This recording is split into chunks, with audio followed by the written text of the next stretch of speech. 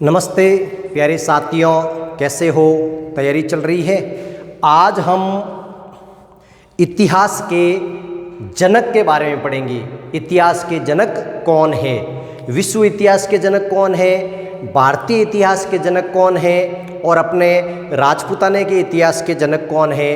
पहले हमने उस वीडियो के अंदर पढ़ा था इतिहास क्या है, इतिहास की उत्पत्ति कहाँ से हुई, इतिहास को कितने भागों में बांटा गया है। अब बात आती है कि इतिहास के जनक किसे कहा गया है, तो आज इसकी अपन चर्चा करते हैं। इतिहास का जो जनक माना गया है उसका नाम है हेरोडोटस। इतिहास का जो जनक माना गया है उसका नाम है हेरोडोटस। ये हेरोडोटस इस देश का मूल निवासी था, यूनान जिसे पहले ग्रीस या ग्रीक भी कहा जाता था। इस हेरोडोटस ने एक पुस्तक लिखी है जिसका नाम है हिस्टोरिका। इस हिस्टोरिका में सबसे पहले इसने हिस्ट्री शब्द का प्रयोग किया था। ये पुस्तक 5वीं शताब्दी BC, मैंने बताया था इसका मतलब होता है ईसा पूर्व। ईसा मसीह के जन्म से पहले ही ये लिख दी गई थी। ये क्वेश्चन एक बार पूछा था कि हिस्टोरिका पुस्तक किस काल में लिखी गई, तो 5वीं शताब्दी ईसा पूर्व में लिखी गई। और कौन सी भाषा में लिखी गई? यूनानी भाषा में, ग्रीक भाषा में लिखी गई। और इसको पहले यूनान को क्या कहते थे? ग्रीस कहते थे। तो पुस्तक का नाम जनक का पूछे तो हेरोडोटस, और उसकी पुस्तक का नाम है हिस्टोरिका। और सबसे पहले इस शब्द का प्रयोग किया था हिस्ट्री का, और ये 5वीं शताब्दी ईसा पूर्व में लिखी गई। इसी पुस्तक के अंदर नील नदी को मिस्र का वरदान बताया। मतलब इस देश की जो उन्नति हुई है, मिस्र एक पुरानी सभ्यता है। अपने जैसे प्राचीन भारत की जो सिंधु घाटी सभ्यता है, ऐसे कैसे मिस्र की सभ्यता है। मिस्र की सभ्यता की जो प्रगति हुई है, जो उन्नति हुई है, इस नील नदी के कारण हुई है। इस कारण इस नील नदी को मिस्र का वरदान कहा जाता है। ध्यान रखना, ये शब्द कई बार पूछा जाता है। और ये सबसे पहले हेरोडोटस ने ही कहा था, मिस्र को नील नदी का वरदान। ये क्वेश्चन ऐसे आता है, मिस्र को नील नदी का वरदान किसने कहा था? हेरोडोटस ने कहा था, और अपने ग्रंथ हिस्टोरिका में कहा था। इस हिस्टोरिका की जो विषय वस्तु है वो युद्ध है। इस पूरे पुस्तक के अंदर युद्धों का वर्णन है। अब युद्ध कौन से? यूनान के 2 नगर है, एथेंस और स्पार्टा। इन 2 नगरों के बीच के अंदर बहुत सारे युद्ध हुए। तो इन युद्धों का उल्लेख इस पुस्तक के अंदर किया गया है। कई बार पूछा जाता है हिस्टोरिका की विषय वस्तु क्या है? युद्ध की श्रृंखला, युद्धों का उल्लेख है। युद्धों के नाम हैं पेलोपेनियस। ये एक स्थान का नाम है जहां पर एथेंस और स्पार्टा के बीच में कई बार युद्ध हुआ है, और इनका उल्लेख इस हिस्टोरिका पुस्तक के अंदर है। तो ये अपने इतिहास के जनक। सीधा क्वेश्चन आता है, पूछते हैं इतिहास के जनक कौन है? तो अपना आंसर होगा हेरोडोटस। अब बात ये आती है कि हेरोडोटस ने तो अपने आप को इतिहास का जनक कहा नहीं, किसी न किसी व्यक्ति ने इसको इतिहास का जनक तो बोला ही होगा ना। तो सबसे पहले हेरोडोटस को इतिहास का जनक बताने वाला रोम का दार्शनिक, जिसका नाम है सिसरो। इस सिसरो ने सबसे पहले हेरोडोटस को इतिहास का जनक कहा है। याद रखना, एक बार पूछा था हेरोडोटस को इतिहास का जनक सबसे पहले किसने कहा था? सिसरो ने कहा था, जो रोम का एक दार्शनिक था, एक विद्वान था। तो ये क्वेश्चन भी आता है। तो इसमें याद करने की चीज क्या है? एक तो इतिहास का जनक पूछा जाए तो हेरोडोटस कहाँ का मूल निवासी था? यूनान का मूल निवासी था। पहले इसको ग्रीस कहते थे। इसने कौन सी पुस्तक लिखी? हिस्टोरिका लिखी। कौन सी शताब्दी में लिखी? 5वीं शताब्दी ईसा पूर्व। ये हेरोडोटस भारत भी आया था, ये क्वेश्चन भी आता है। हेरोडोटस भारत कब आया था? 5वीं शताब्दी ईसा पूर्व में इसने भारत की यात्रा की थी और ग्रंथ लिखा हिस्टोरिका। और इसके अंदर ही मिस्र को नील नदी का वरदान का है, मतलब नील नदी के कारण ही मिस्र की प्रगति व उन्नति हुई थी। और इसकी विषय वस्तु है युद्ध। अब युद्ध कौन से? यूनान के 2 नगर राज्य है, एथेंस और स्पार्टा के बीच के अंदर पेलोपेनियस नाम से युद्ध हुए थे इस स्थान पर। ये युद्ध का स्थान है और ये युद्ध कहलाते हैं इतिहास में पेलोपेनियस। तो इन युद्धों का श्रृंखलाबद्ध रूप से इस पुस्तक के अंदर उल्लेख है, इसलिए इसकी विषय वस्तु क्या मानी गई है? युद्ध मानी गई है। तो ये इतिहास के जनक है। अब बात आती है अपने, चलिए आगे, भारतीय इतिहास के जनक कौन है? भारतीय इतिहास के जनक कौन है? भारतीय इतिहास के जनक कौन है? तो अपना आंसर होगा कृष्ण द्वैपायन वेद व्यास। आपको केवल वेद व्यास याद करना है। ये इसका पूरा नाम है वेद व्यास का, कृष्ण द्वैपायन वेद व्यास। कृष्ण का मतलब होता है काला और द्वैपायन का मतलब होता है द्वीप।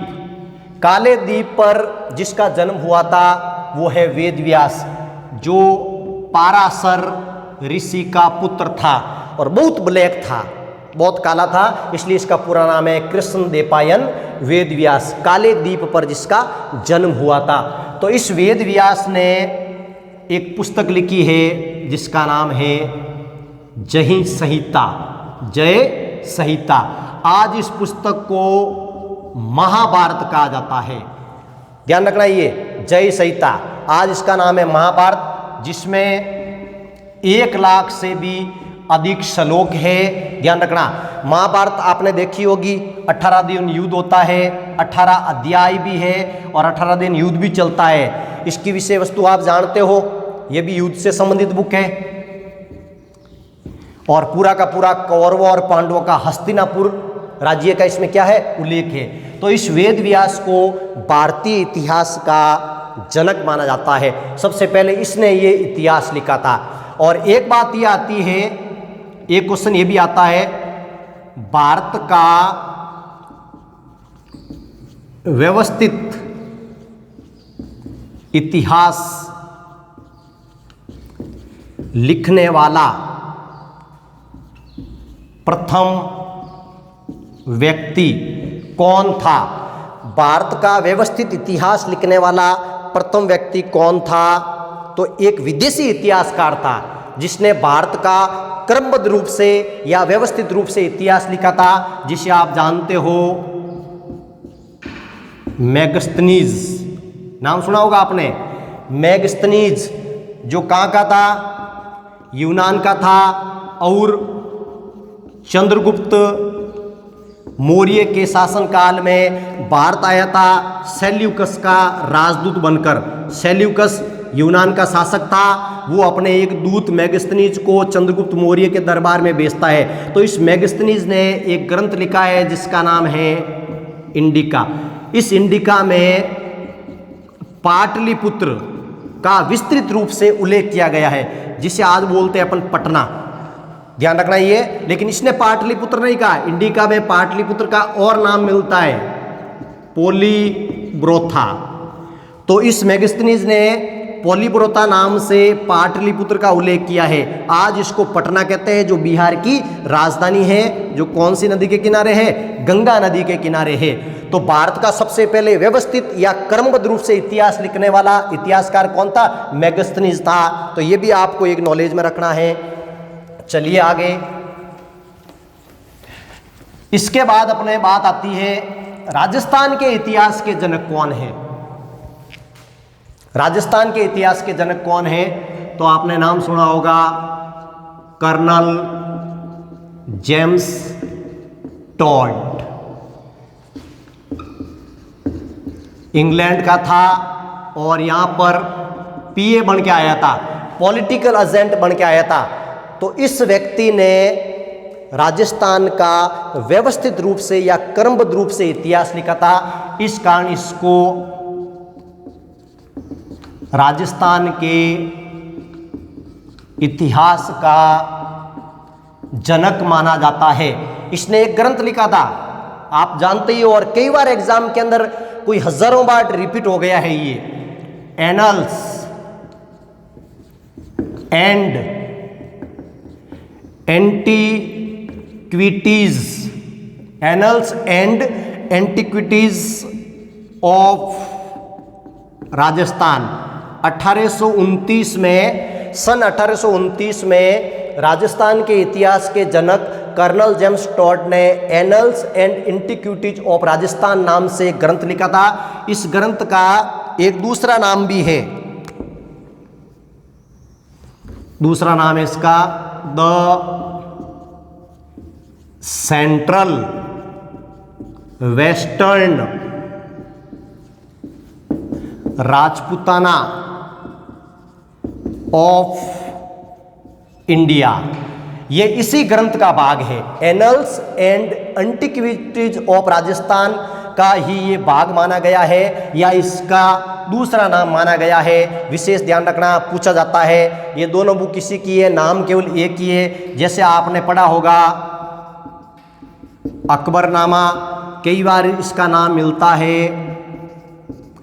आईने अकबरी। तो मूल ग्रंथ तो आईने अकबरी है। इस आईने अकबरी का जो तीसरा भाग है वो अकबरनामा है, क्योंकि आईने अकबरी के 3 भाग हैं और तीसरे भाग को अकबरनामा कहा गया। इसी प्रकार annuls and antiquities of Rajasthan, इसके 2 पार्ट हैं, जिसका एक नाम है the central western Rajputana of India. तो ये दोनों बुक एक ही है, ध्यान रखना। और विषय वस्तु इसकी क्या है? इसमें पूरा राजस्थान का या राजपूताने का उल्लेख है। पहले राजस्थान को आपको पता हो तो राजपूताना कहा जाता। इस राजपूताने को सबसे पहले राजस्थान नाम किसने दिया? कर्नल जेम्स टॉड ने दिया था। इस कारण इसको राजस्थान के इतिहास का जनक माना जाता है। तो अपने पास 3 जनक आ गए। एक तो इतिहास का जनक हेरोडोटस, भारतीय इतिहास का जनक कृष्णदेवरायन वेदव्यास, और राजस्थान के इतिहास का जनक कर्नल जेम्स टॉड, जिसे घोड़े वाले बाबा कहा जाता है, घोड़े वाले बाबा। इसने यह ग्रंथ लिख के अपने भारतीय गुरु, अपने गुरु को दिया था। ये अपने गुरु को भेंट किया था। गुरु का नाम था यति ज्ञानचंद। तो इस कर्नल जेम्स टॉड ने ये ग्रंथ लिख के अपने गुरु को समर्पित किया, जिसका नाम था यति ज्ञानचंद। तो यह आपको याद रखना है, इतिहास का जनक कौन है, भारतीय इतिहास का जनक कौन है, और अपने राजस्थान के इतिहास का जनक कौन है। देखिए, मैंने आपको बताया था जैसे अपने एक पार्ट ये है, एक पार्ट ये है, और यहाँ बीच के अंदर ये पूरा पानी था। तो ये तो है गोंडवाना लैंड, और ये हो गया अंगारा लैंड, और ये पूरा 33 सागर। तो ये क्या थी? पानी में थी, और ये दोनों चीजें ऊपर आई। साइंस यही कहती है ना, जो चीज पानी के अंदर होती है वो ऊपर आती है। तो ये गोंडवाना लैंड और ये अंगारा लैंड, ये दोनों ऊपर आए और आपस में टकराए। आपस में टकराने से किसका निर्माण हुआ? पृथ्वी का निर्माण हुआ। जब पृथ्वी बन गई, और पृथ्वी के बारे में यह भी कहा जाता है कि पृथ्वी सूर्य से टूटा हुआ एक आग का गोला था, जो ठंडा होने के बाद जम गया और पृथ्वी बन गई। लेकिन यह भी कहा जाता है कि अंगारा लैंड और गोंडवाना लैंड ये 2 पार्ट थे, और 33 सागर, ये कौन सा सागर है? 33 सागर। तो इसमें ये आपस में तैरती हुई आपस में टकराई और पृथ्वी बनी। पृथ्वी बनी तो पृथ्वी पर कौन बना? मानव बना, और मानव बना तो मानव का क्या बना? इतिहास बना, और जब इतिहास बना तो इतिहास के जनक भी बढ़ गए। तो ऐसे ये क्रम से सबसे पहले पृथ्वी बनी, पृथ्वी बना तो पृथ्वी पर मानव आया, और मानव है तो मानव का इतिहास होगा, और जब इतिहास बना तो क्या हो गए, इतिहासकार हो गए।